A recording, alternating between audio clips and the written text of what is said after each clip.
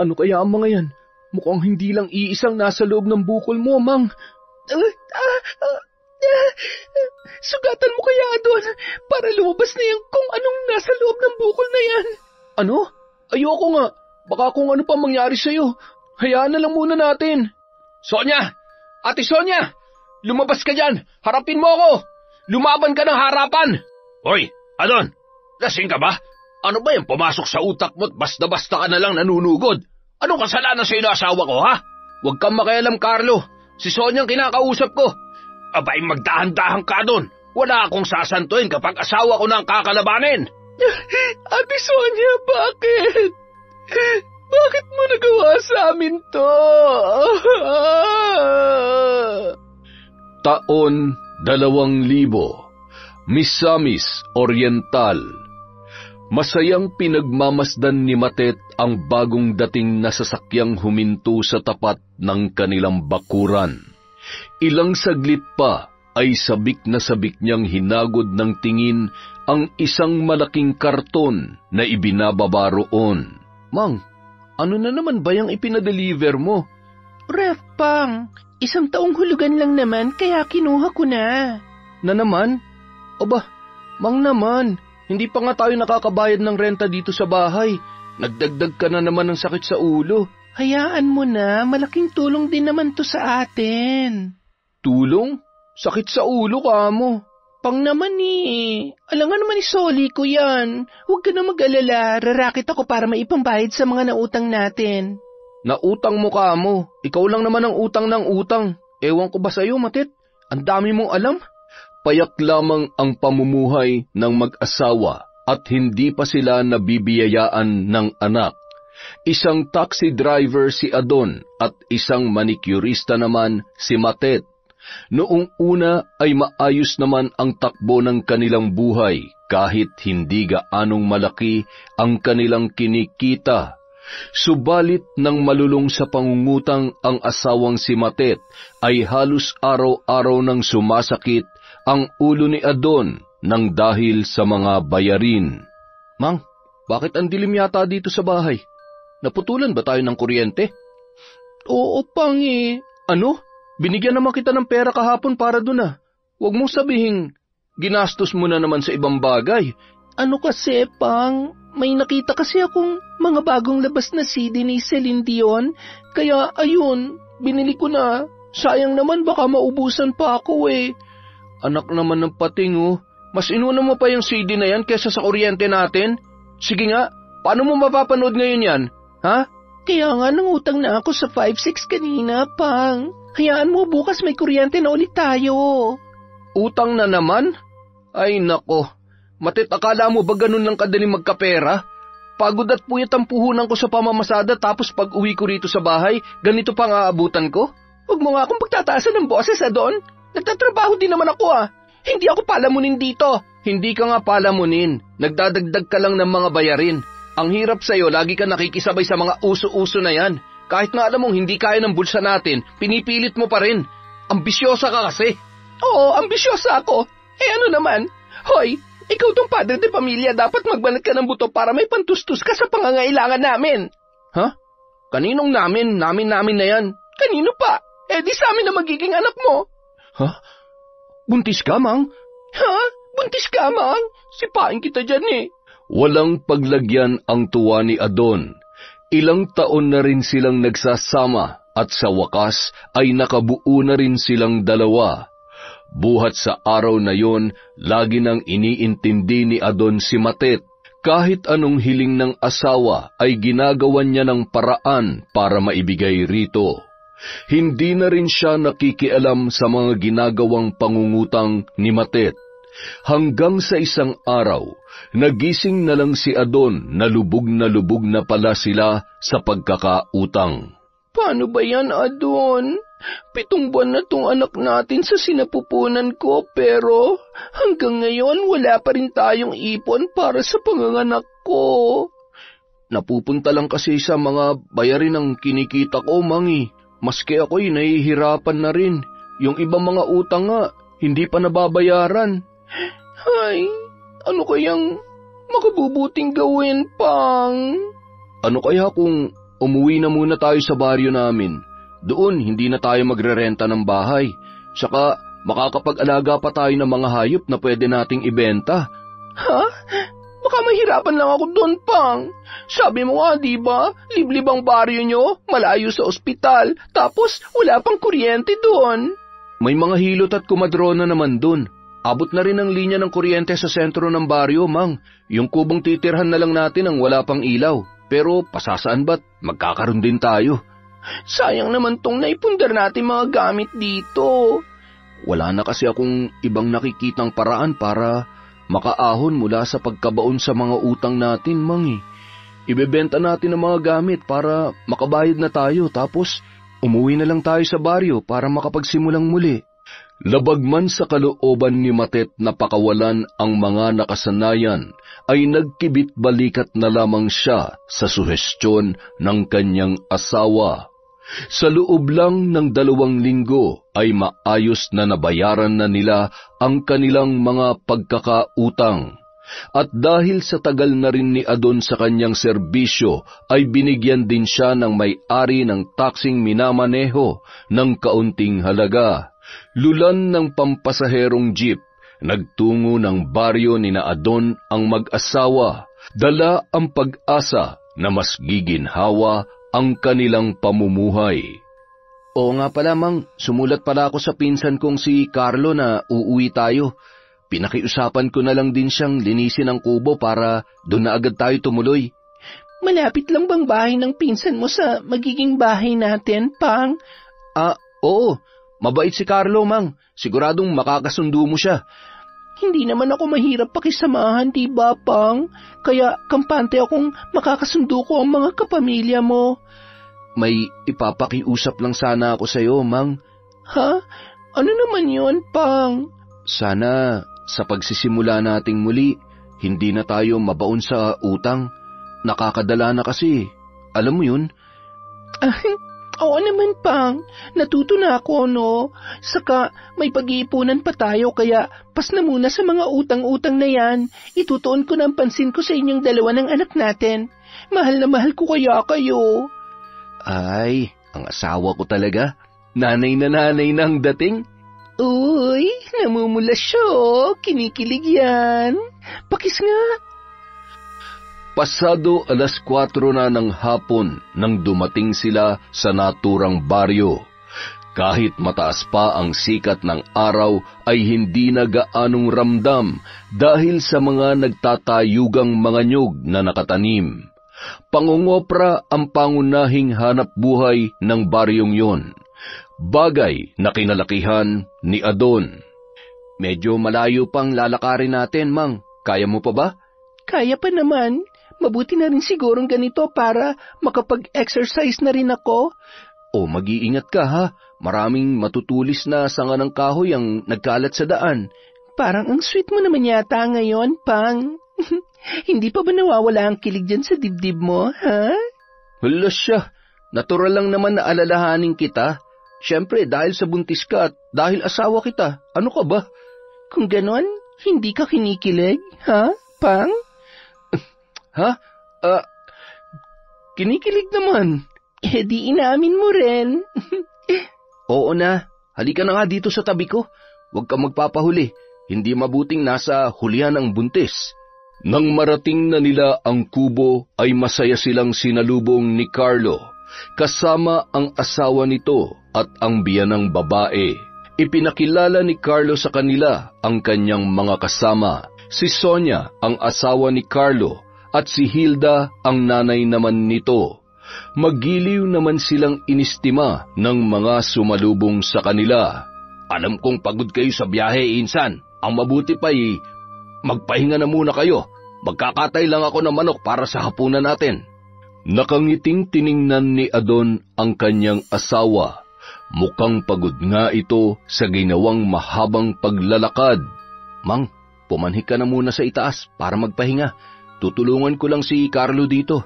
Nakakamiss na rin kasing magkatay ng Bisayang manok eh. Huwag kang matutulog, iha. Hindi maganda sa isang buntis ang natutulog ng ganitong oras. Ngumiti at tumango naman si Matet bilang tugon. Nagpaalam muna siya sa dalawang babae bago tumalikod para dalhin sa itaas ng kubo ang kanilang mga gamit. Nang makaakyat na si Matet, nagpaalam naman ang dalawang babae na uuwi muna dahil sa magpapakain pa ang mga ito ng kanilang mga alagang manok at baboy. Insan, hindi mo naman sinabing nag-asawa ka na pala. Pasensya ka na, Adon. Hindi ko na naikwento sa iyo nung nagkita tayo noon sa syudad. Aba, 1 taon na rin yun. Kung ganun, matagal na pala kayo nagsasama? Mahigit 2 taon na rin, kaya lang, hindi pa rin kami nabibiyayaan ng anak dahil sa edad niya siguro. Kami nga matagal din bago nakabuo. Taga-saan nga pala yung asawa mo? Taga-Samar si Sonia. Nagkita kami sa Cagayan, katrabaho ko kasi siya doon sa bakery. Tapos, nagkain laban, kaya sinama ko na siya dito. Nung isang araw lang din dumating ang biyanan ko. Magbabakasyon daw muna para naman makasama ang anak niya. Wag mo sanang masamain ang sasabihin ko, Insan ha. Pero mukhang malayo ang agwat ng edad niyo ni Sonia. Matanda siya sa akin ng 10 taon, Adon. Pinagtatawanan nga ako ng karamihan dahil sa hindi ko raw ginagamit ang utak ko. Magandang lalaki daw sana ako at bata pa pero pumatol sa 40 anyos. Parang nanay ko na nga daw si Sonia Pero ano magagawa ko?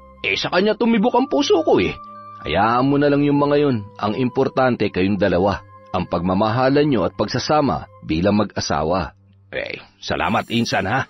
Sige na, kukunin ko lang muna yung mga manok na kakatayin natin. Ikaw na muna magbantay sa pinapainit kong tubig.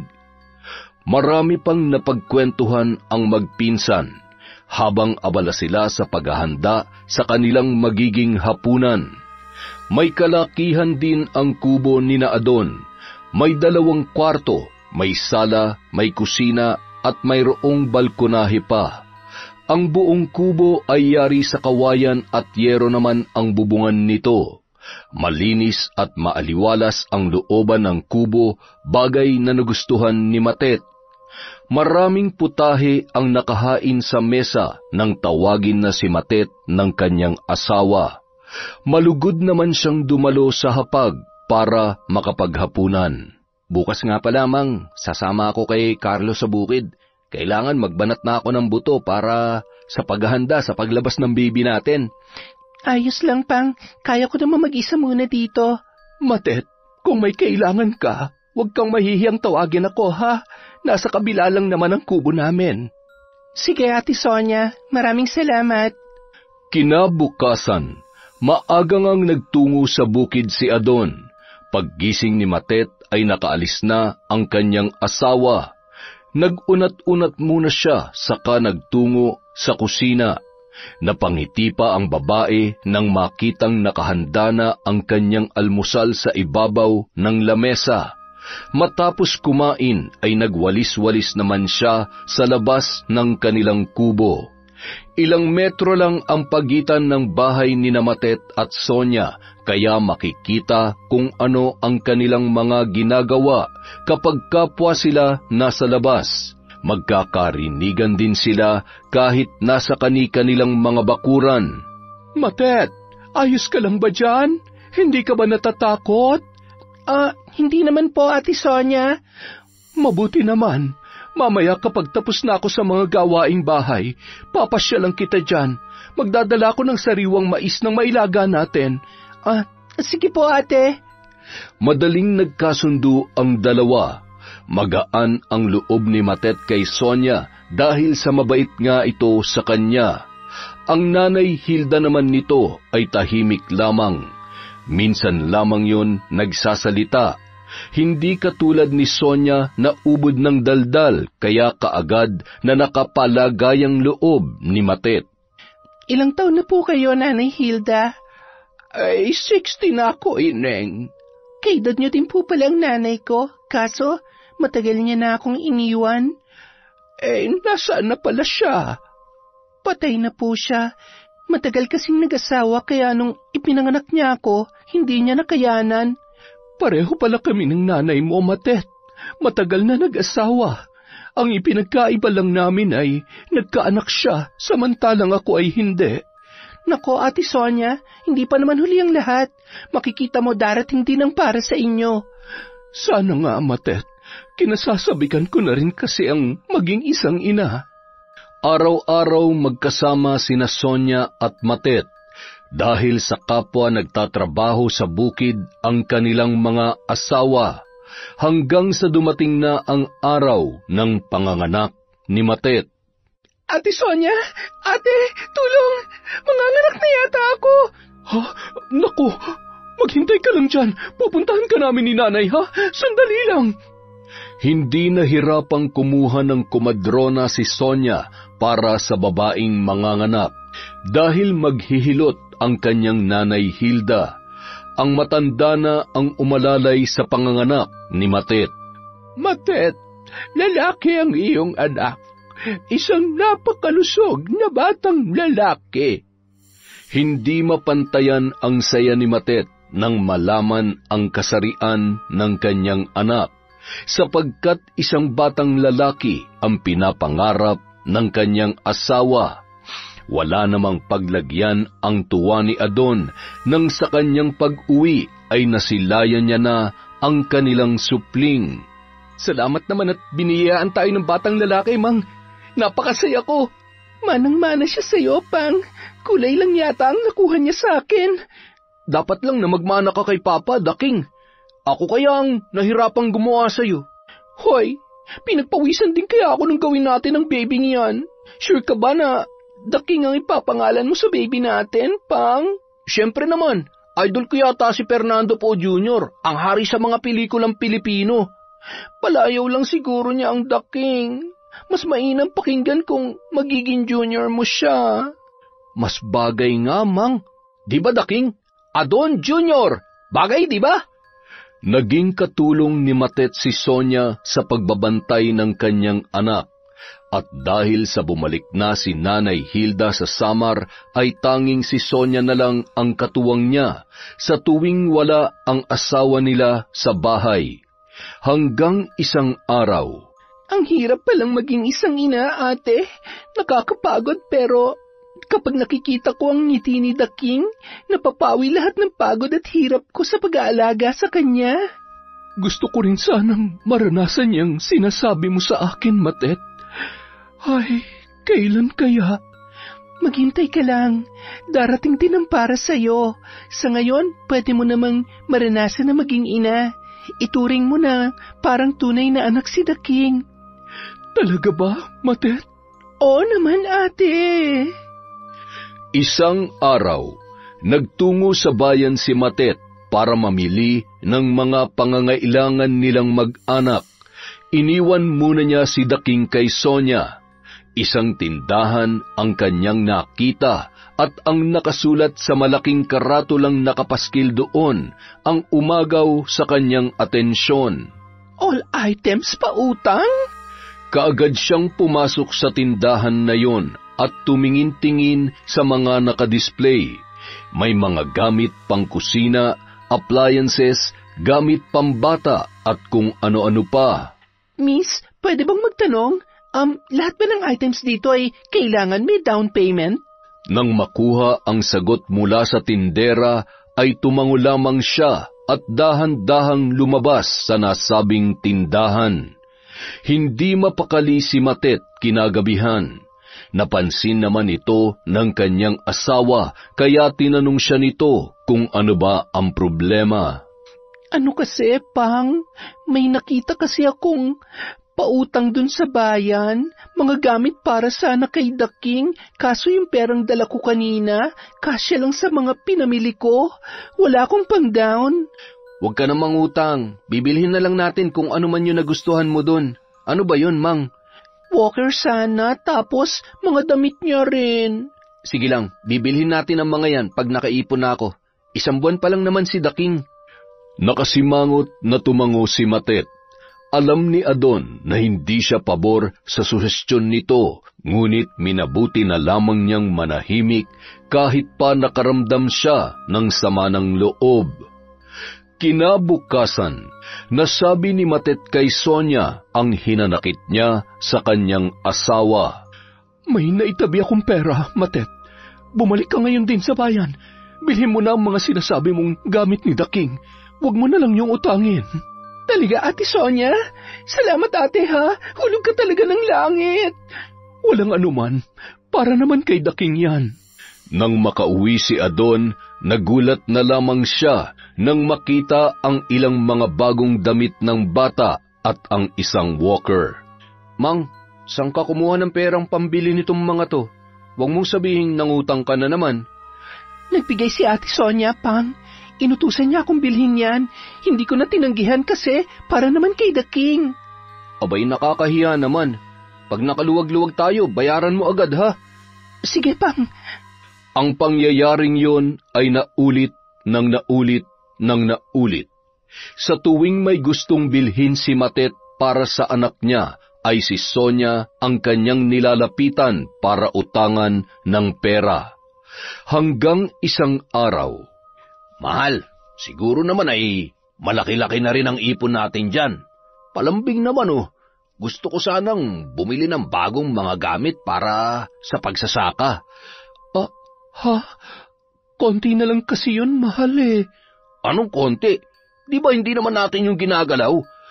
Ano kasi, pinahiram ko muna kay Matet. Alam mo namang gipit sila, diba? Saka para naman sa mga gamit ng bata yun. Napapansin na kita, mahal ah.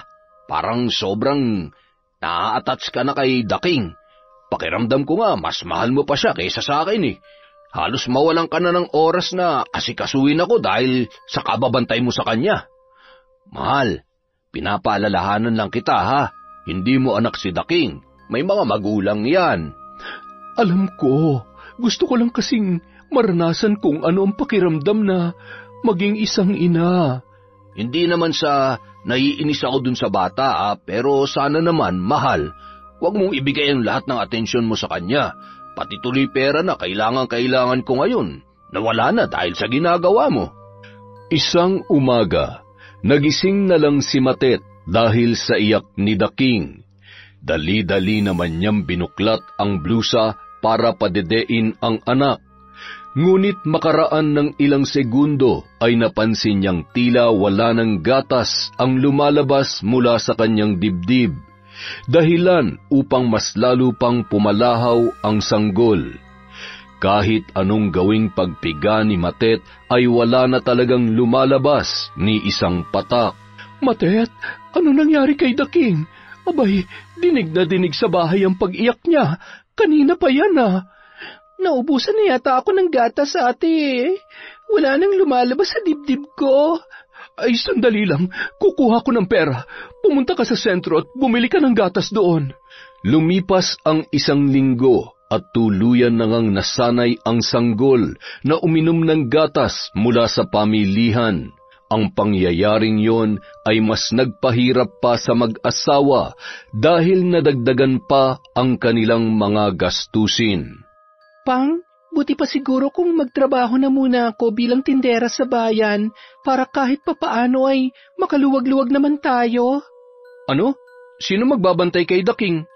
Nakausap ko na si Ate Sonia tungkol dyan. Ayos lang naman daw sa kanya na bantayan muna si The King. Nakakahiya naman kay Carlo. Baka kung anong isipin niya.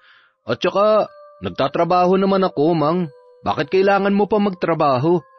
Aton naman, hindi mo ba nakikita? Hirap na hirap tayo sa buhay. Isa pa, kailangan ko tong gawin para naman makabayad na ako kay Ate Sonia. Malaki-laki na rin ang nahiram kong pera sa kanya. Ang desisyong yun ni Matet ay hindi na nagawa pang tutulan ni Adon. Nagtrabaho nga ito bilang isang tindera sa isang grocery store. Hapon na siya umuwi at minsan ay ginagabi pa. Maaga naman siyang umaalis tuwing umaga. At dahil nga si Sonia na ang nagbabantay kay The King, naging madalas na ang pagtatalo nila ni Carlo.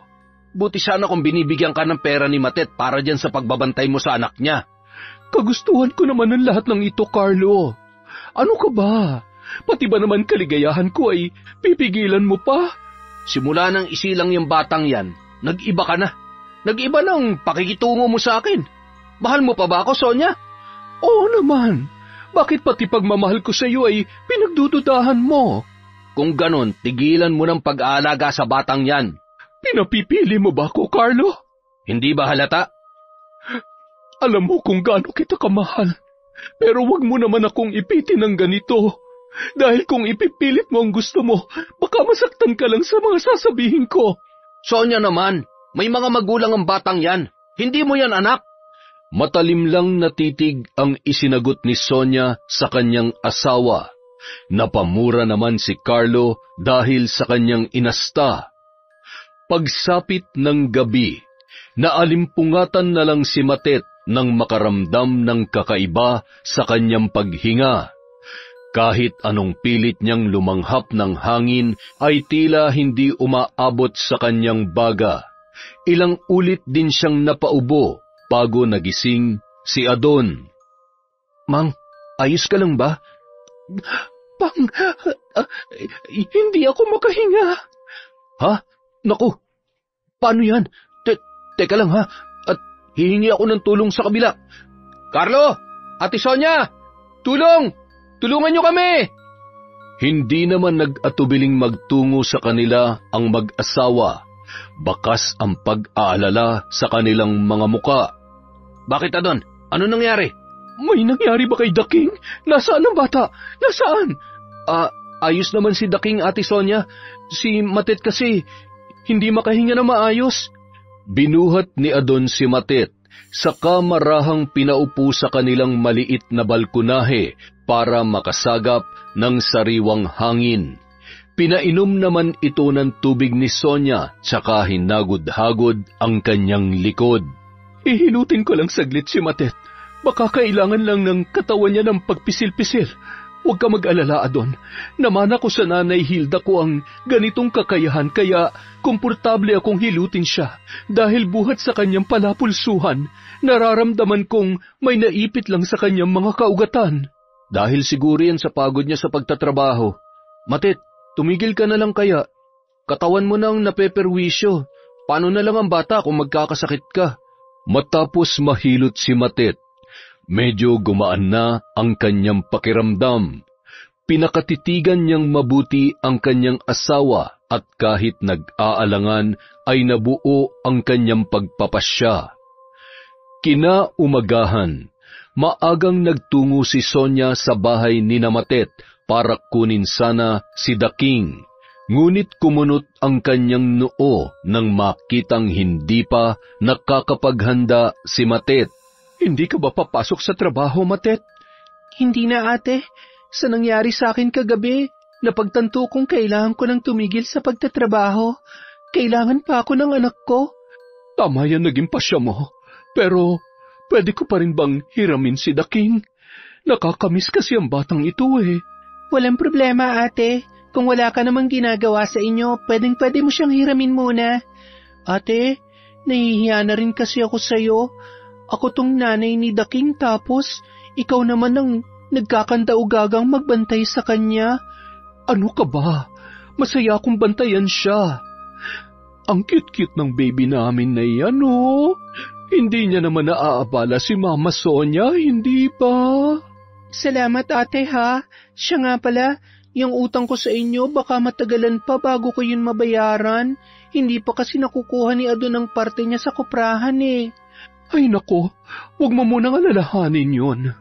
Makalipas ang 1 taon, isang tanghali, umuwi ng bahay si Adon para kumain.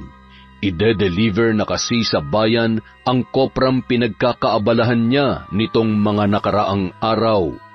Nasa harapan na sila ng hapagkainan nang may taong tumatawag sa labas. Bakit po? Ano pong kailangan nila? Ay magandang araw po. Dito po ba nakatira si Matet? Yung dating nagtatrabaho sa may grocery sa bayan? Dito nga po. Bakit po? Pwede ko po ba siya makausap? Hindi na kasi siya nagpaparamdam buhat noong nangutang siya sa amo ko. Tiningnan ng masama ni Adon ang asawang sumisenyas na huwag sabihing naroon siya sa loob ng kanilang tahanan.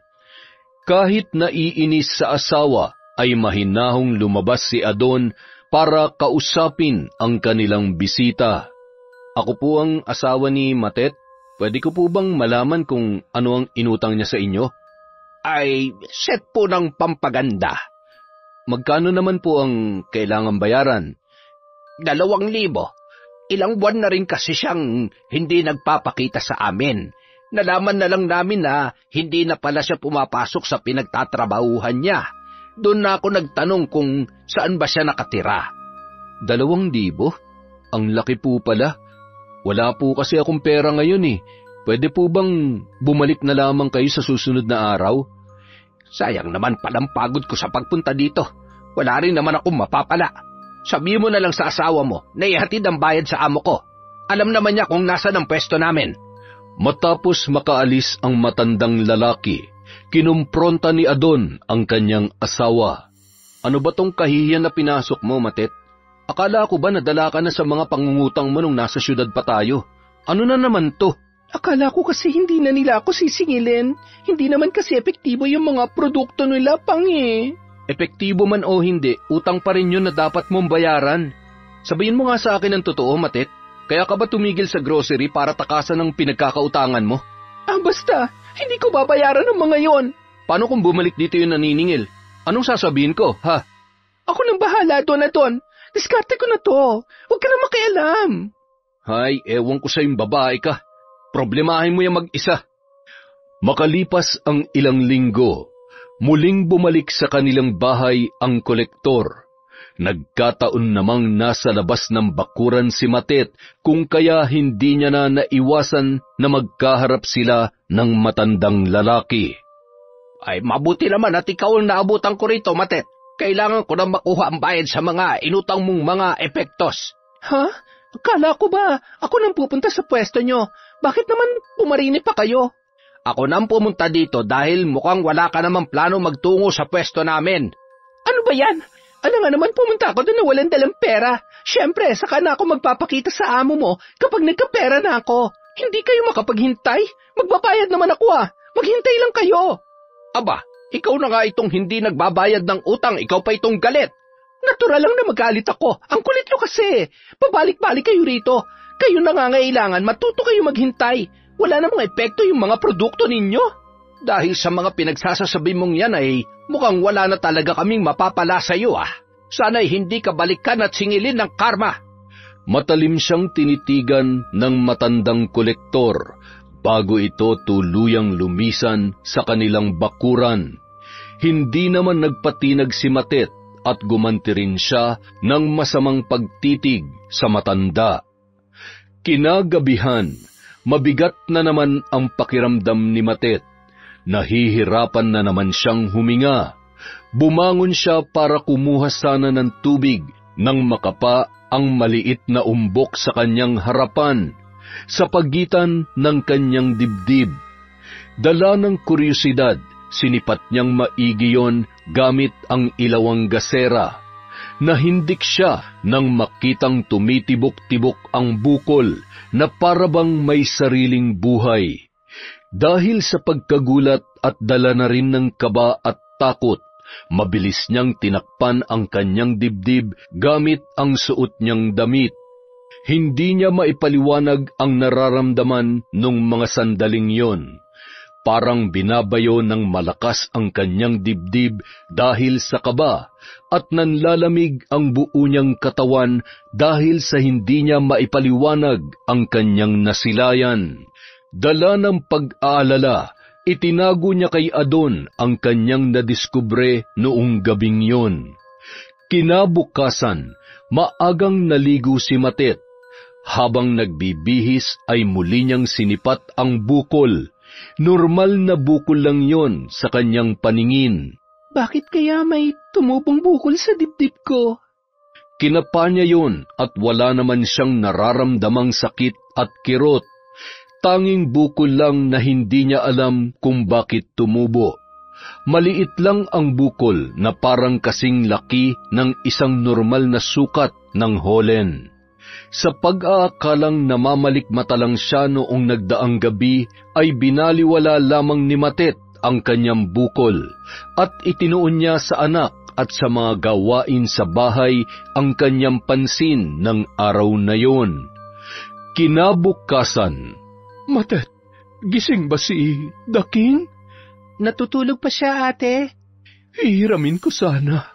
Siya nga pala, may binili akong mga damit para sa kanya. Ay, teka, may dinaramdam ka ba? Mukhang maputla ka ah. Hindi ko na nga rin alam, ate. Pero parang may mga nakadagan na mabigat sa katawan ko. Tapos, pakiramdam ko may mga tumutusok sa dibdib ko. Baka dala lamang yan ng sobrang pagod. Magpahinga ka muna. Sa akin na lang muna si The King. Saka ko na lang siya iuwi pag dumating na si Adon. At yun na nga ang ginawa ni Matet. Buong araw lang siyang nakahiga dahil sa nararamdamang matinding kapaguran.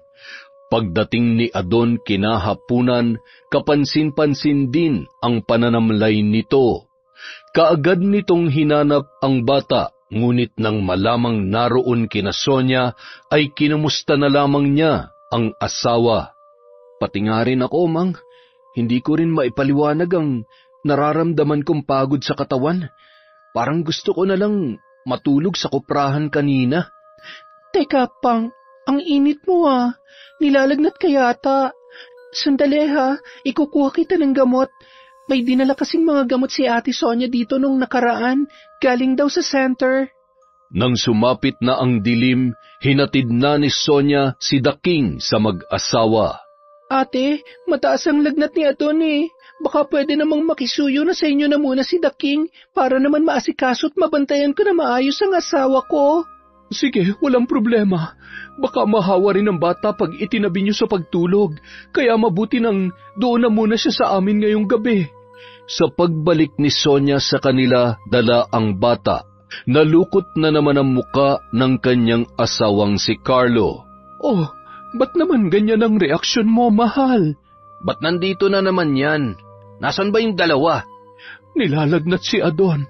Nakiusap silang dito na muna sa atin si The King. Ay nako, paano ba yan? May balak pa naman ako sa iyong gawin ngayong gabi. Ay nako, sa susunod mo na lamang gawin yan, ha? Pangako, paliligayahin kita. May maliit na batang kailangang asikasuhin. Ilang beses pa naman tong humihingi ng gatas sa gabi. Huwag mong sabihin pati ako ay madadamay sa pagpupuyat. Ay nako, maaga ang alis ko bukas.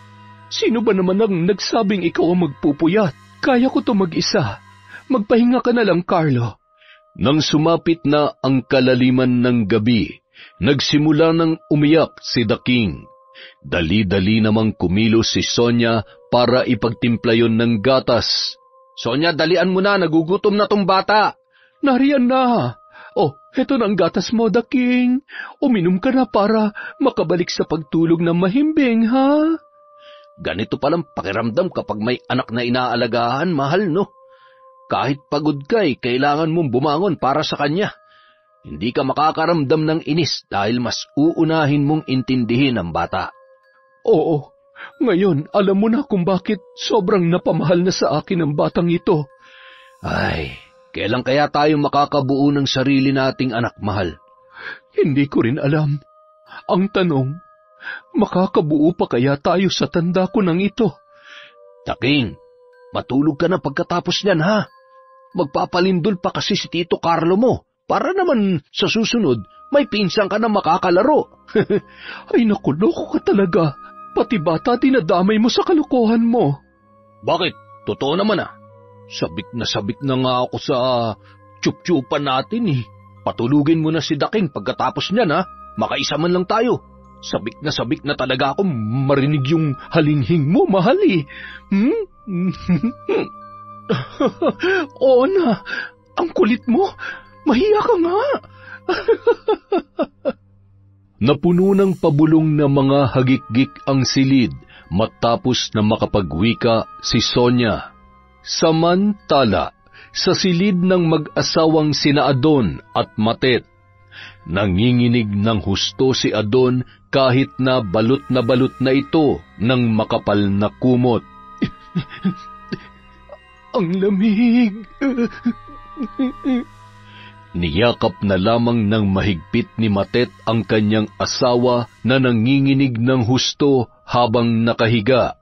Sinadya niyang idikit ang kanyang muka sa noo nito para mabigyan ng init ang kanyang asawa. Naramdaman niya ang malamig na mga pawis na kaagad din naman niyang pinunasan. Ngunit ilang sandali pa, naramdaman niya ang pagkirot ng bukol sa kanyang dibdib. Ang kirot na yon ay halos nanunuot sa ilalim ng kanyang kalamnan. Napahawak siya doon at kaagad na napabangon. Sa tindi ng sakit ay nakaramdam na siya ng panghihina. Napagulong siya sa sahig at napapaungol habang sapo ang kanyang dibdib na may bukol. Habang lumalalim ang gabi ay patindi ng patindi ang pagsidhi ng kirot, hanggang sa ang sakit na dulot noon ay nagpawala na sa kanyang ulirat. Haplos ni Adon ang nagpagising kay Matet. Nang igala niya ang paningin, umaga na pala. Kaagad siyang bumangon para kumustahin ang kanyang asawa. Pang, kumusta na ang pakiramdam mo? Medyo masakit pa ang buo kong katawan pero hindi naman na ako nilalamig. Salamat, mahal, sa pag-asikaso sa akin. Nakatulog ka tuloy sa sahig. Hindi ko sinasadyang matulog dito, mahal. Bigla kasing sumakit ang bukol ko sa dibdib.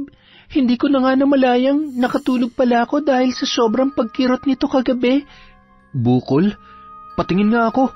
Itinaas ni Matet ang suot na blusa para ipakita sa asawa ang bukol na kanyang tinutukoy. Wala namang bukol dito, mga.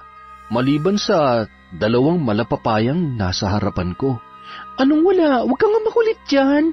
Yung nasa gitna ng sinasabi mong papaya. Wala nga. Ikaw, mga. Kaya aga-aga, inaakit mo ko. Alam mo namang mahina ako pagdating sa ganyan. Hoy, hindi ako nakikipagbiruan sa iyo, Adon, ha? Ito, oh. Nang tingnan ni Matet ang kinaroroonan ng kanyang bukol ay wala siyang nakita. Walang bakas ng kahit ano. Makinis ang kanyang balat sa parting yon at walang kahit anong dumi o sugat na masisilayan. Teka, bakit nawala? Nandito lang yun kagabi, Kumikirot na parabang nanunuot sa laman ng sakit. Baka nananaginip ka lang, Mang. Ni minsan, hindi mo nga naikwento sa akin na may bukol ka dyan sa gitna ng dibdib mo. Pero totoo yun. May bukol ako dito. Kinagabihan, muling inatake ng matinding lagnat si Adon. Doon na naman kina Sonia natulog ang bata. Nang lumalalim na ang gabi, nakaramdam na naman si Matet ng pamimilipit sa sakit na dulot ng bukol na hindi niya maipaliwanag. Kahit mukhang nagdedeliryo na si Adon, ay nakita niya ang asawang pagulong-gulong sa sahig, habang sapu-sapu ang kanyang dibdib. Paggising sa umaga, nawala na naman ang lagnat ng lalaki. Nagmadali siyang inakay ang asawa at isinampa sa kanilang higaan para tingnan ang dibdib nito. Naalala niya kasing sobra ang pamimilipit ng kanyang asawa kagabi. Nang suriin niya ang dibdib ni Matet, ay wala naman siyang nakitang kahit ano. Gaya noong nakaraan, makinis ang balat ng kanyang asawa sa parting yun at walang bakas ng kahit na ano. Dumukwang si Adon para sana gawaran ng halik ang noo ng asawa nang ito ay magising. Adon, hindi na yata magandang nangyayari sa ating dalawa. Anong ibig mong sabihin, Mang? Hindi na to normal. Baka pinaglalaroan na tayo ng kung anong elemento. Paano mo naman nasabi yan? Nangyayari talaga na kung minsan nilalagnat ang isang tao tuwing sumasapit ang gabi. Paanong hindi naging normal yun, Mang? Paano mo ipapaliwanag ang pagsulpot at biglang paglalaho ng bukol ko sa dibdib? Totoo ba talagang nagkakaroon ka dyan ng bukol, Mang? Ano sa tingin mo? Gumagawa lang ako ng kwento? Oo, nagkakabukol ako. Kaya lang nawawala pagsapit ng araw. Alam mo, mabuti pa. Magpatingin na lang tayo sa albularyo. Hayaan mo. May kakilala akong albularyo sa bayan. Puntahan natin mamaya. Hindi na ipinaalam ng mag-asawa kina Sonia at Carlo ang lakad nilang yon. Sinabi lang nila na bibili lang sila saglit ng gamot sa bayan. Inihabilin na rin nila ang kanilang sanggol sa mag-asawa na ikinatuwa naman ng dalawa. Napamahal ng talaga sa kanila ng sobra ang bata, kaya mas ikinatuwa pa nila na sila lagi ang nakakasama ni The King. Sa bayan, hinanap ni Adon ang kakilala niyang albularyo. Kumonsulta kaagad sila rito na matagpuan nila ang bahay noon. Matapos na ihanda ng albularyo ang batsyang may lamang tubig, ay dinasalan nito ang nakasinding kandila. Ginawan niya rin ng maliit na hiwa ang daliri na mag-asawa para lumabas ang patak ng kanilang dugo. Sa sandaling pigain niya yon, mariing hinawakan ng matanda ang daliri na mag-asawa at lumabas mula sa sugat ang 2 patak ng dugo. Matapos yon ay ipinatak naman niya sa tubig ang sinindihang kandila. Mula sa patak ng kanilang dugo at sa mga patak ng kandila ay mayroong nabuo na isang hugis. Base sa mga ibinahagi niyong paglalarawan sa inyong mga nararamdaman, sinasabi ng batya ko na pinaglalaroan kayo ng isang mambabarang. Marahil ay may utang kayo sa kanya at naniningil na siya. Ay, Diyos ko, totoo po ba yung mga sinasabi ninyo, Ingkong Bartolo? Hindi pa nagkakamali sa pagbigay ng impormasyon ng aking mga kagamitan, Adon. Matet, binayaran mo na ba yung pinagkakautangan mo dito sa bayan? Ha? Hindi pa. Sa tingin mo, sila kaya ang gumagawa nito sa atin? Bakit? May iba ka pa bang pinagkakautangan? Wala na. Ay, oo nga pala. Naalala ko, bago umalis yung matandang kolektor sa bakuran natin noon, sinabi niyang sana daw hindi ako balikan at singilin ng karma. Kung ganun, baka nga sila nagpapahirap sa atin. Ikaw naman kasi, Matit, umiral na naman yung pagkapalautang mo, tapos hindi mo pa binayaran. Kung malakas ang hinala ninyong sila nga ang gumawa nito, ang mabuti pa'y tunguhin ninyo at humingi kayo ng tawad. Sila lang ang maaaring bumawi sa barang na nasa loob ng katawan niyong mag-asawa. Padadalhan ko na lang kayo nitong mga ugat ng punong ibinabad sa langis na mayroong orasyon. Ilagay niyo ito sa tubig na iniinom ninyo para hindi gaanong sumidhi ang sakit sa inyong mga katawan mamayang gabi. Nagtungo nga ang mag-asawa sa pwesto ng pinagkakautangan ni Matet. Doon ay naabutan nila ang isang matandang babae. Si Adon na ang nakipag-usap doon. Magandang araw po, ma'am. Yes? Ano nga atin? Naparito po ako para magbayad sana ng utang.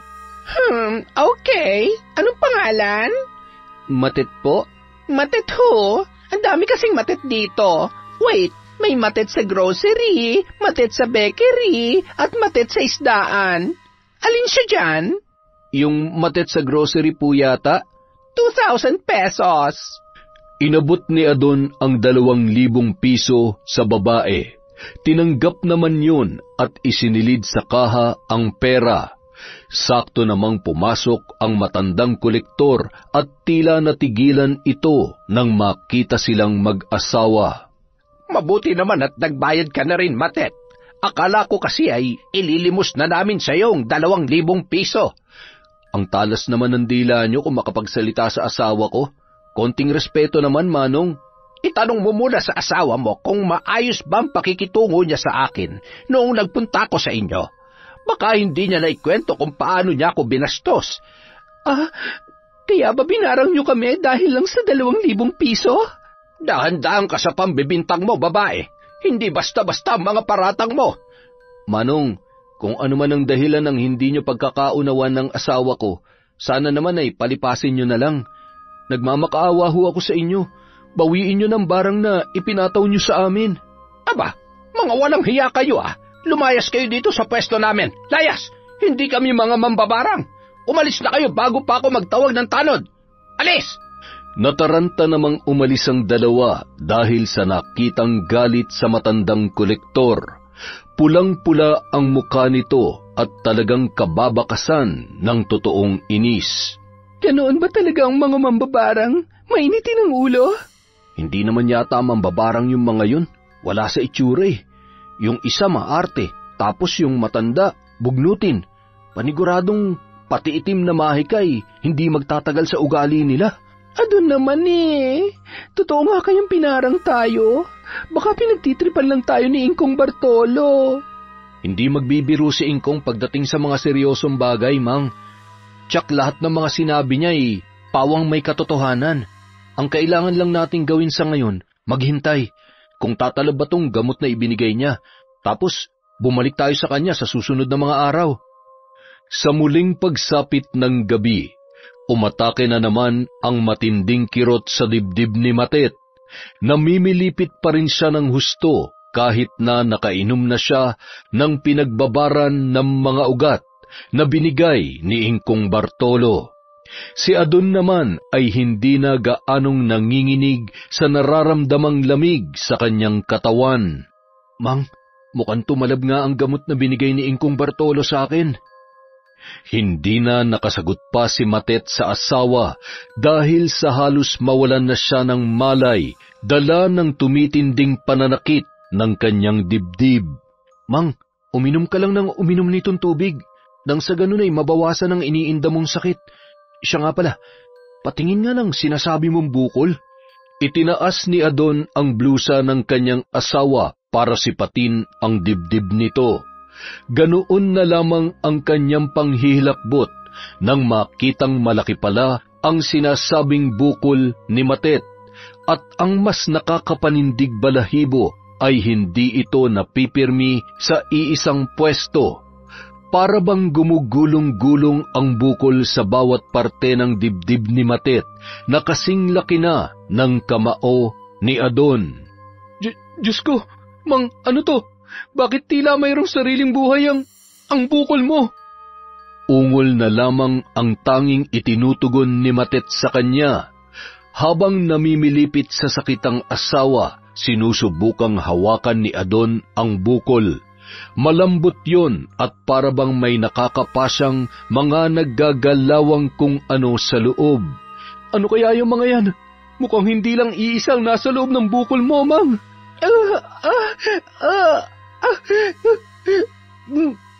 Sugatan mo kaya para lumabas na yan kung ano mang nasa loob ng bukol ko. Ano? Ayoko nga. Baka kung ano pang mangyari sa iyo eh.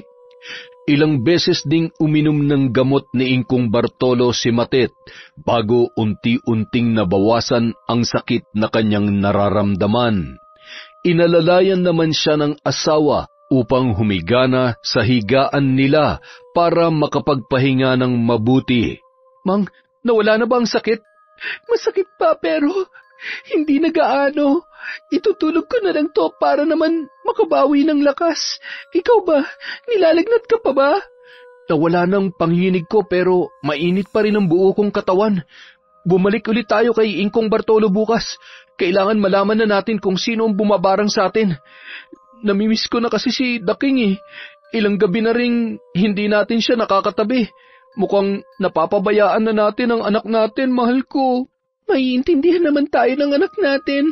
Isa pa, nasa pangangalaga naman siya ni na Ate Sonia kaya alam kong nasa mabuti siyang mga kamay. Kahit na, tayo ang mga magulang niya. Tayo dapat ang kasama niya ngayon. Kinabukasan, maagang kinuha ni Adon ang kanilang anak kay Sonia. Kukunin mo na ang bata? Sigurado ba kayong wala na ang mga sakit niyo? Baka mahawa pa si Daking kung hindi pa kayo gumagaling. Ayos na kami, Ate Sonia. Isasama na namin si Daking sa bayan. Babalik uli kami sa albularyo. Albularyo? Oo, kay Ingkong Bartolo. Sabi kasi niya, binarang kami mag-asawa. Patitingnan na rin namin si Daking. Baka idamay pa tong anak namin ng pesteng mambabarang na yun. Hindi na nakapagsalita pa si Sonia.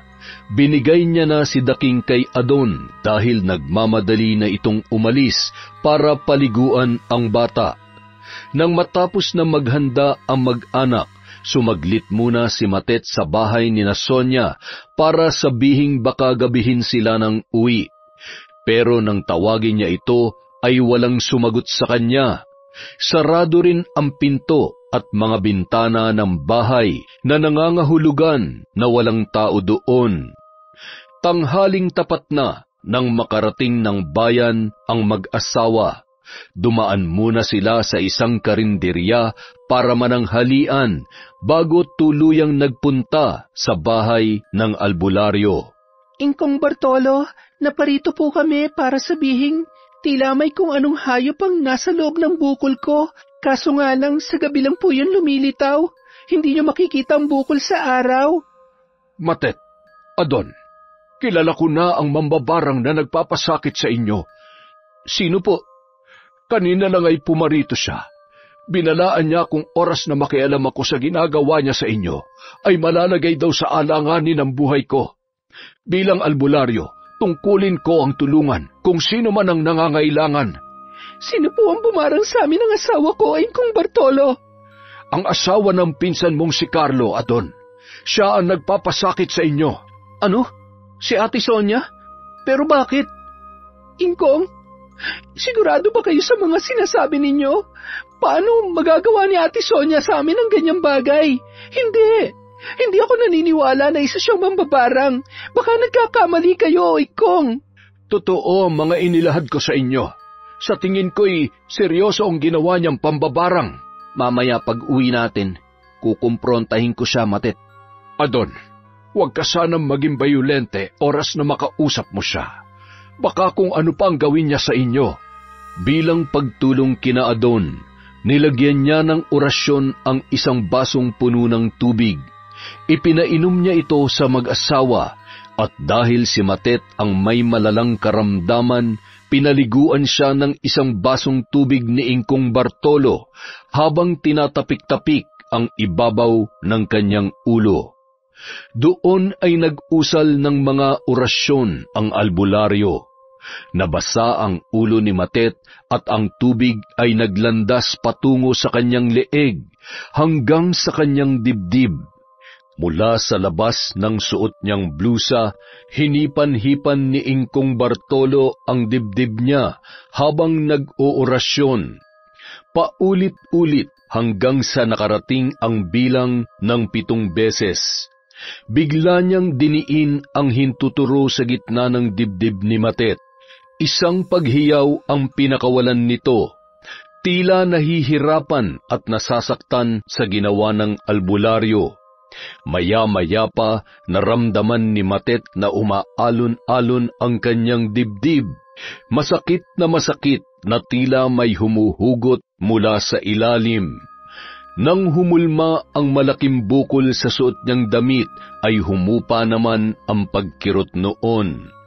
Adon, lumapit ka rito. Maaari mo bang silipin ang bukol ng asawa mo? Medyo maselan kasi ang bahaging kinatutubuan nito. Maigi nang ikaw na ang sumilay. Kaagad naman na tumalima si Adon habang karga ang kanilang sanggol. Ingkong, masyado nang manipis ang balat na tumatabing sa bukol. Naaaninag ko na ang loob nito. Ano ang nakikita mo? Parang may gumagalaw-galaw sa loob. Kulay itim ang mga yun. Mga linta ang mga yan. Gumamit si Sonia ng mga linta sa kanyang pambabarang. Dahil malapit kayo sa isa't isa, madali siyang nakakuha ng pagkakataong maitanim ang barang sa iyong katawan. Mukhang pagkain ng kanyang ginamit para may pasok ang mga lintang yan. Sa dami ng mga ibinigay niyang pagkain sa amin, hindi ko na maalala kung anong pagkain na nakain ko bago ko naramdaman ang pagsikip ng dibdib ko. Di ba, Mang, hinilot ka pa ni Sonia nung unang pagkakataong nahirapan kang huminga? Oo, tama. Naalala ko yon. Hinilot niya ang likod ko at may ibinulong-bulong pa nga siya na hindi ko na napansin. Mukhang noong mga sandaling yun ay mas nilalakasan niya pang mahika ng pambabarang. Pero bakit niya naman ginagawa to? Anong kasalanan ko? Anong kasalanan namin sa kanya? Nang maisip ni Adon ang tungkol sa mga utang ni Matet kay Sonia, ay napamura na lamang siya. Baka nagagalit na siya dahil sa mga utang mong hindi nababayaran. Nagbibigay naman ako sa kanya, kaso tumatanggi siya dahil sa hindi pa naman daw niya gagamitin.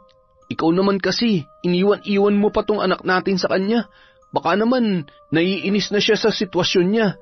na hindi niya masabi ng harapan, kaya idinaan na lamang niya sa pambabarang. Mamaya na kayo magtalo. Kailangan mapahina ko muna ang kamandag ng barang na nasa iyo, Matet. Paputukin niyo na lang kaya, Ingkong. Hindi. Oras na pumutok ang bukol mong yan.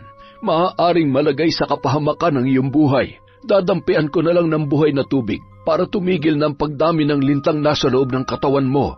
Ayon pa kay Ingkong Bartolo, mabuti na lamang na maaga silang nagpatingin sa kanya dahil kung natagalan pa ay baka ilang araw lang ay bawian na ng buhay si Matet dahil sa lakas ng barang na itinanim sa kanyang katawan.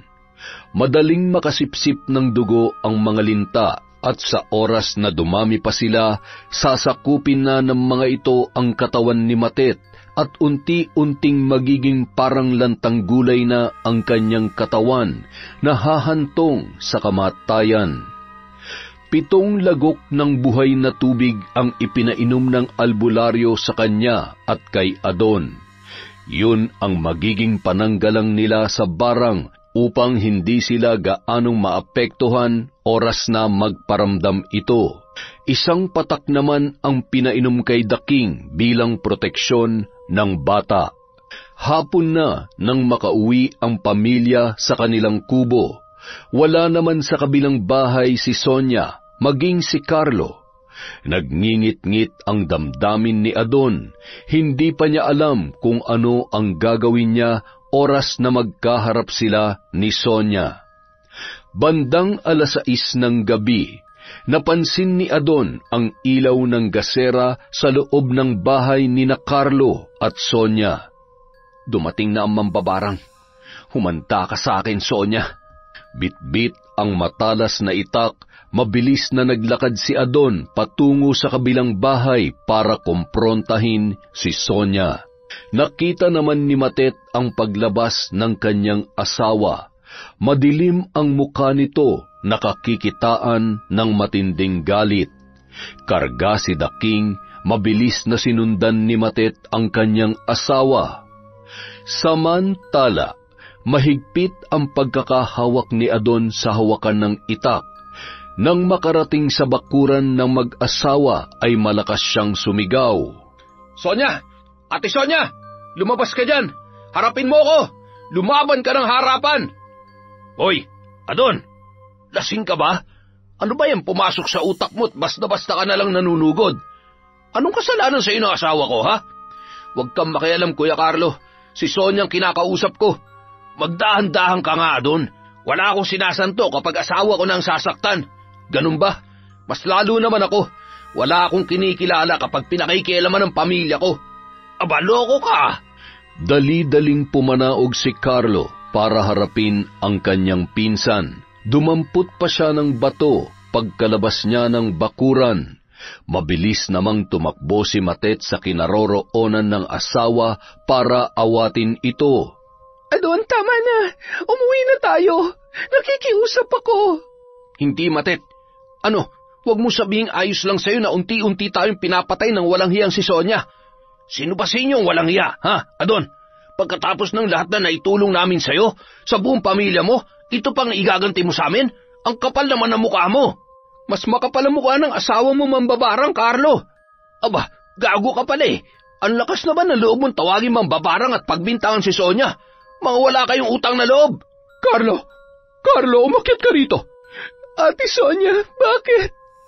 Bakit mo nagawa sa amin to? Ano bang kasalanan ng asawa ko sa inyo, ha? Bakit niyo siya pinagtutulungan? Carlo, halika na sabi. Bakit umiiwas ka, Ate Sonia? Bakit hindi mo sagutin ang tanong ng asawa ko? Alam nyo, wala akong dapat na ipaliwanag sa inyo. Wala akong ginagawa. Talaga ba, ate? Simula nung araw na dumating kami rito, magaan na agad ang loob ko sa'yo. Pinagkatiwalaan kita. Nirespeto. Tinuring na isang tunay na kapatid. Pero bakit mo kami ginaganito? Bakit sa pamamagitan pa ng pambabarang? Bakit? Ano bang sinasabi mo, Matet? Hindi mambabarang ang asawa ko. Pwede ko kayong ipatawag sa barangay dahil sa mga paratang nyo. Alam nyo ba yon? Kung ang pagkakautang ko ng pera sa iyong dahilan, ate, pwede mo naman akong singilin. Nagbabayad naman ako. Kung hindi mo na nagustuhan ang palaging pagbabantay sa anak ko, sabihin mo lang. Hindi yung dinadaan mo sa ganitong paraan. Alam mo, ate, doble-doble yung sakit na nararamdaman ko ngayon. Siguro, kaya kong tiisin ang pagsidhi ng kirot sa dibdib ko, pero itong panlolokong ginawa mo sa akin, ate, napakahirap tanggapin. Para akong sinasaksak ng kutsilyo buhat sa aking likuran ng paulit-ulit. Ang sakit! Ang sakit-sakit! Dahil sa sinabi ni Matet na ikuyom ni Sonia ang kanyang mga kamay, bumuga siya ng hangin na halatang nagpipigil ng galit. Ngunit mukhang tuluyan nang nagising ang pagsiklab ng kanyang galit nang makitang naapektuhan na ng husto si Carlo. Naiinggit ako sa iyo, Matet. Umaapaw sa langit ang inggit ko. Alam mo ba yon? Ano naman ang ikinaiinggit mo sa asawa ko, Ate Sonia? Simple lang siya. Walang kaarte-arte sa katawan. At palautang pa. Hindi ako magkaanak. Wala akong anak. Samantalang si Matet, biniyayaan ng sanggol. Lahat ng ipon namin ng asawa ko naubos na dahil sa mga pangungutang niya. At si Daking ang magiging kabayaran noon. Gusto kong mamatay na siya. Mamatay na kayo para mapasa amin na si Daking. Ang anak kong si Daking. Sa mga inilahad ni Sonia, parang binuhusan ng mainit na tubig ang kanyang asawang si Carlo. Hindi ito makapaniwala sa kanyang mga narinig. Ate, sinabi ko lang na ituring mo siya na parang tunay na anak. Hindi yung aangkinin mo na siya. Anak ko si Daking. Ako ang tunay niyang ina at ipaglalaban ko siya. Paano mo siya ipaglalaban? Ni hindi mo nga siya maalagaan ng mabuti. Ang matinong ina, hindi iniiwan ng anak sa pangangalaga ng iba. Ambisyosa ka kasi. Sa tingin mo magiging mabuting ina ka para sa anak ko? Pagiging mabuti ba ang paggawa ng kasamaan sa iba? Natitiyak kung hindi ka ipagmamalaki ni Daking paglaki niya. Oras na malaman niyang mambabarang ka. Tumahimik ka. Papatayin na kita. Papatayin kita. Biglang lumakas ang hangin sa paligid ni Sonia. Ang nakapusod niyang buhok ay bumuhaghag na inililipad ng hangin. Ang kanyang muka ay tinubuan ng mangilan-ngilang matatas na buhok. Biglang humaba ang matangos niyang ilong at lumitaw ang isang malaking nunal sa kanyang pisngi, malapit sa kanyang ilong. Ang kanyang balat ay nangulubot. Naging isang matanda ang buong anyo ni Sonia, at sa isang iglap lang ay nagpakawala siya ng isang matinis na halakhak. Hindi. Isa pala talagang bruha ang babaeng kinakasama ko. Huwag mong subukan ang talim ng itak ko, mambabarang. Ama ng dilim, lumukob ka sa akin. Sa isang pagkampay ng kanyang kamay ay biglang nagsilabasan ang mga kulisap. Sinalakay ng mga yon si Adon. Nagkukumahog nitong pinapagpag ang mga insektong sumasalakay sa kanya. Hindi siya makahuma hanggang sa nabitawan nito ang hawak niyang itak. At makalipas ang ilang minuto, natumba si Adon sa lupa dahil sa mga nagkukumpulang kulisap sa paligid niya, na ang iba ay gusto pang pumasok sa bawat butas ng kanyang ilong, bibig at tainga, kaya hindi na siya nakasagap pa ng hangin. Nawalan ng malay ang lalaki. Muling humalakhak ang mambabarang. Umihip siya ng hangin at ang mga kulisap ay mabilis na humarap kay Matet. Inamin nitong siya ang may kagagawan ng pagkawala ng gatas sa dibdib ng babae, ang pagkahirap ng kanyang paghinga at ang bukol nito ay epekto ng kanyang pambabarang. Walang nagawa si Carlo kundi ang tumitig lamang dahil sa pagkabigla. Lumipad naman ang mga kulisap sa umaatras na si Matet. Iiling-iling siya na tila ba nakikiusap na wag siyang sugurin ng mga kulisap ng mambabarang, hanggang sa isang pagtili ang kanyang pinakawalan. Sa ginawang yon ni Matet ay nagising ang karga niyang si Daking. Biglang umiyak ang bata. Pumalahaw ito na parabang alam ang nangyayari sa kanyang paligid. Ang paglapit ng mga nagliliparang kulisap kay Matet ay biglang naudlot. Bakas naman sa muka ng mambabarang ang pag-aalala para sa sanggol na si Daking. Sa ginawang pagpalahaw ng sanggol ay tila nahimasmasan ang mambabarang. Ang dating mabalasik niyang anyo ay unti-unti nang nagbago, hanggang sa bumalik ang kanyang anyo bilang normal na si Sonia. Daking, bakit umiiyak ang baby namin, ha? Nagugutom na ba ang baby ko? Mahal, ikuha mo ng gatas ang bata. Mukhang nagugutom na siya. Bigla namang natauhan si Carlo mula sa pagkakatulala. Pinakatitigan niya si Sonia, ngunit ang pagmamahal niya para dito ay tila napalitan na ng takot at pangamba. Hindi naman makapaniwala si Matet sa biglang pagbabago ng damdamin ni Sonia nang umiyak ang kanyang anak. Hindi niya sukat akalain na ang isang mabagsik na mambabarang ay mapapahinahon ng isang sanggol. Lumapit sa kanya si Sonia. Nang akmang kukunin nito ang bata, ay kaagad niya yung inilayo mula doon. Ngunit sa pagkilos ni Matet ay nasagi niya ang mga kulisap na malapit lamang sa kanya, dahilan upang madapuan ng mga ito si Daking. Mas lalo pang umiyak ang bata, habang si Sonia naman ay galit na sinigawan si Matet. Hindi ka talaga nag-iisip. Alam mo namang matatamaan ang bata. Akin na nga si Daking.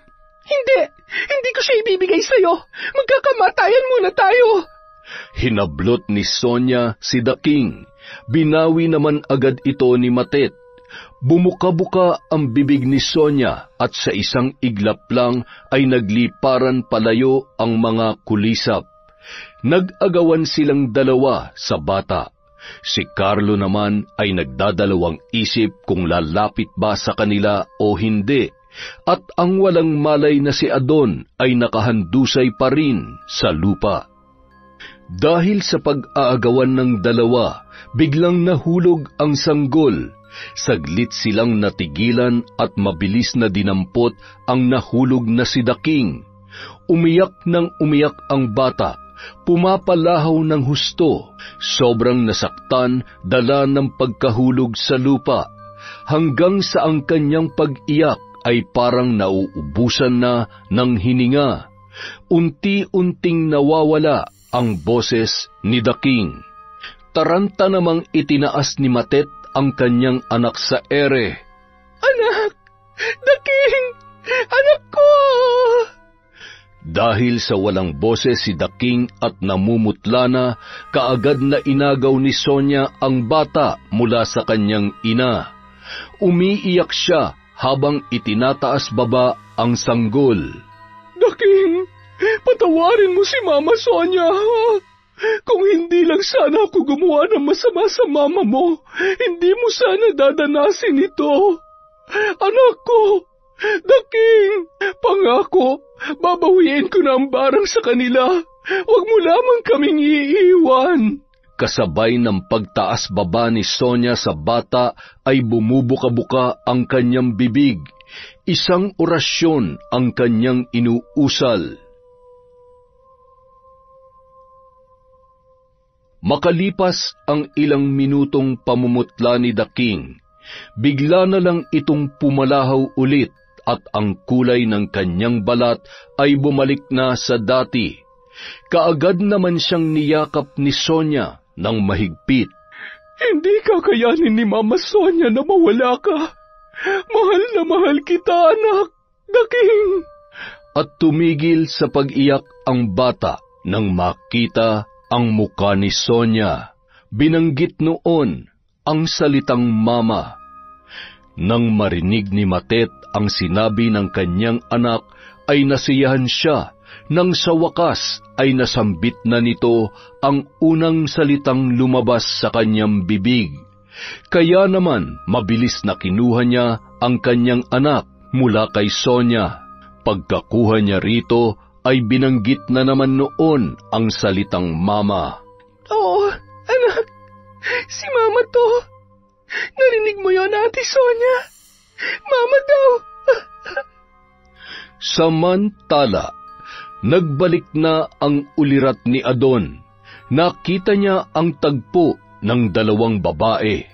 Matet, huwag kayong lumapit sa babaeng yan. Ilayo mo ang bata sa kanya. Mabilis ang ginawang pagkilos ni Adon. Dinampot niya ang nabitawang itak at kaagad na sumugod papunta sa dalawang babae. Nakita ni Matet ang ginawa ng kanyang asawa. Kaagad niyang ibinigay kay Sonia ang bata at mabilis na iniharang ang sarili sa harapan ng babae. Adon, wag!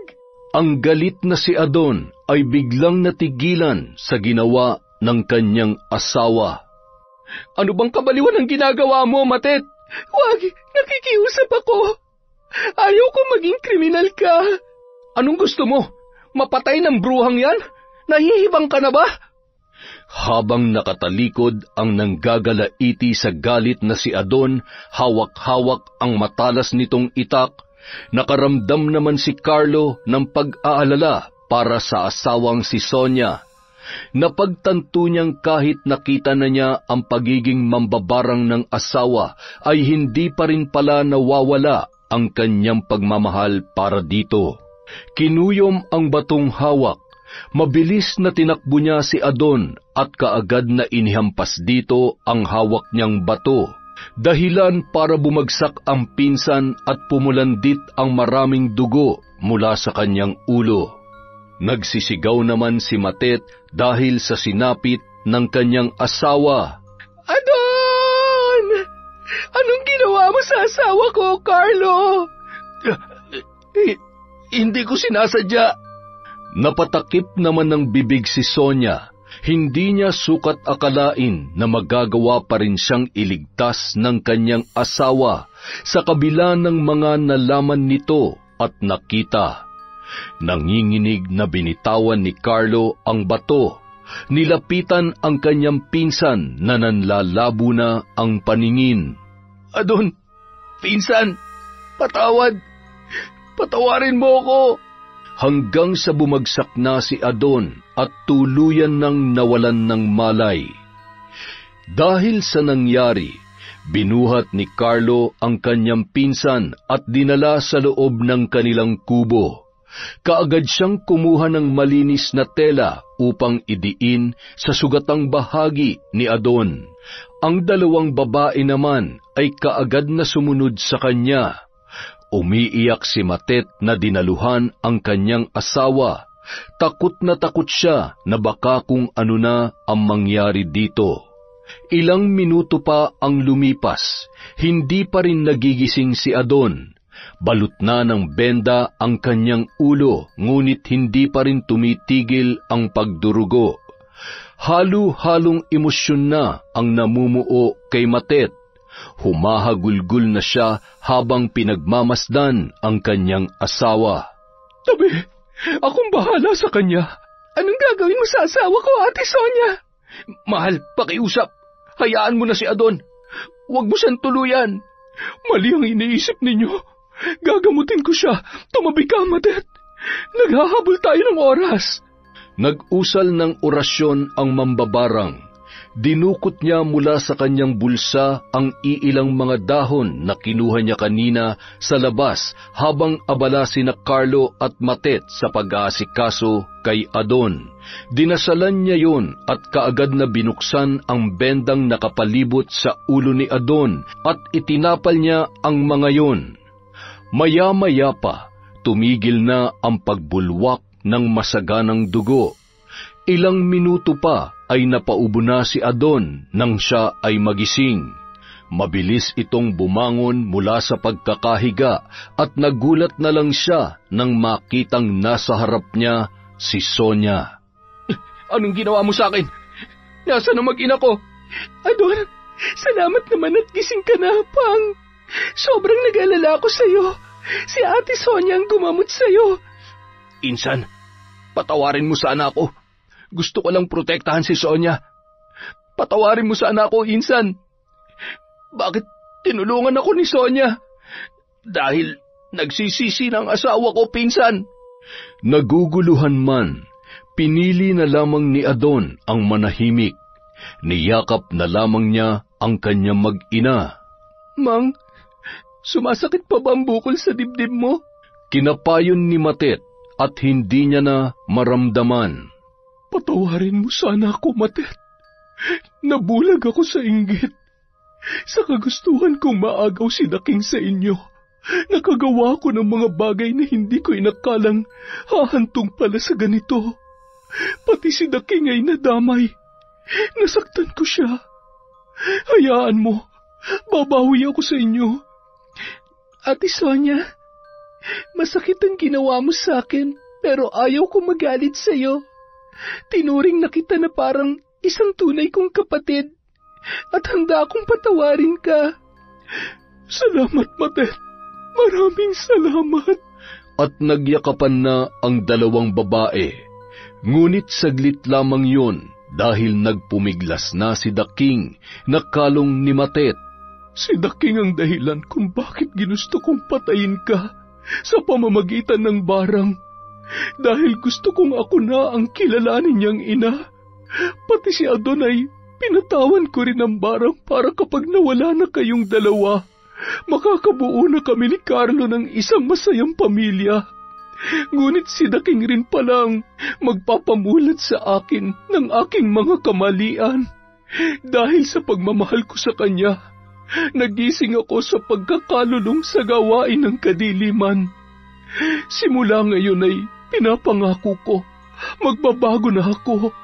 Alang-alang sa pagmamahal ko sa anak ninyo. Hinipan at hinimas-himas ni Sonia ang likod at dibdib ni Matet. Tinanggal niya ang barang na nasa loob ng katawan nito sa pamamagitan ng orasyon. Ang lahat ng lintang nasa loob ng katawan mo ay kusang lalabas. Nang gabi ring yun, nagkapatawaran na ang apat at nangako si Sonia na hinding-hindi na siya gagamit ng barang kahit kailan. Panggagamot at panghihilot na lamang. Nalaman din ni Carlo mula sa asawa na ang isang mambabarang ay mayroon ding karunungan sa gamutan. Kinabukasan, nakaramdam ng pananakit ng tiyan si Matet. Dali-dali siyang nagtungo sa kubeta para ilabas ang kanyang dumi. Matapos makaraos, naghugas siya at nang akmang bubuhusan niya na sana ang kanyang mga inilabas, nakita niya ang mga patay na linta na nakahalo doon. Tinupad ni Ate Sonia ang pangako niya. Nailabas ko na ang mga linta ng barang. Makalipas ang ilang buwan, isang araw, nagulat na lamang si Matet nang biglang sumulpot si Sonia sa kanilang pintuan. Humahangos ito na parabang hinahabol ng kung sino. Ate, bakit? Matet, buntis ako. Nagdadalang tao na ako. Walang paglagyan ang tuwa ng dalawa. Sa wakas ay natupad na ang matagal nang pinapangarap ni Sonia, ang mabiyayaan ng anak. Yon, maraming salamat po sa pagtsatsaga ulit sa kwentong Enteng. Napakaganda ng kwento natin. Ang saya ko habang nire-record ko to. Dahil dyan, meron tayong shoutout. Simulan natin kay MiniC26 from Hong Kong, kay Florape Grimaldo. Hi po kay Alma Naong, sa Kakalda family from San Mateo Rizal, kay Kat Burglar Cutie, kay Jean Francisco. Hello po kay Heli Borja, kay Roslyn Labajo, kay Maria Consuelo Benitez from Mongolia. Wow, from Mongolia. Hi, kay Michelle Cedron. Hello po sa Galedo family from Cabuyao. Sa Carmen family, Telan Espoli Villar Manatad. Kay Realin Ayoso, shout out kay Elena Ondong from Hong Kong. Kay Catherine Fantinalgo from Hong Kong. Kay Ana Maria Lanza. Hi po kay Miss Maura, kay Dion Holter, kay Ricky Bernadas, kay Tita Dagupan from Riyadh. Hi kay Jennifer Sacris, kay Josephine De Los Trinos from Osaka, Japan, kay Sheila Camino from Riyadh. Hi kay Vicky Yabut, kay Rosette Ersando, kay Cheremy Revilleza from Singapore, sa mga mananahi ni Mrs. Bartolome from Nueva Ecija, kay Marilu Cabral, kay Eve Boncaff, Buhay Japan Channel from Japan, kay Kurt Mina, kay Juliet Tolentino. Hi po kay Jonah Masirag, kay Jeneline Gusi, kay Monica Nieves, kay Hannah Maylin Sesgundo. Happy birthday po sa apo ni Elvira Malakas. Hi kay Mel Santarita, kay Lydia Lopez. Hello po kay Len TV2, kay Rosemary Cao, sa Jimenez Chavez family at sister ni Josephine na nasa Australia. Jenny Lazarito from Kuwait. Hi kay Gerlin Batal, kay Michelle De La Cruz from Quezon City. Hi neighbor. Hi kay Michelle Esperon, kay Marites Nalica, kay Kurt Patrick Garcia, kay Chris Alcantara, kay I Love Resort Pinay. San ba yung resort na yan? Bekenemen. Hello kay Queenie Aquino from Oman, kay Kim Rialco from Bicol, at kay Princess Diarce.